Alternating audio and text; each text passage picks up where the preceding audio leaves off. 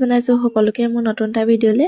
আজি মানে কি বজাৰ কৰিবলৈ বুলি আহিলো, ঘৰৰ খোৱা বজাৰ। মা, মই আৰু ছোৱালীজনীৰ হাজবেণ্ড একেলগে আহিছোঁ। আমি মানে ঘৰৰ খোৱা বজাৰখিনি মাহটোৰ কাৰণে একেবাৰে বজাৰ কৰি লৈ আহোঁ।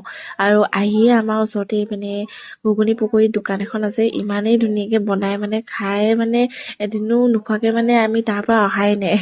যদি বগীদলৰ চাইডে যাওঁ তেতিয়া মানে সেই দোকানখনত আমি সদায় ঘুগুনি পকৰি খাই আহোঁৱেই।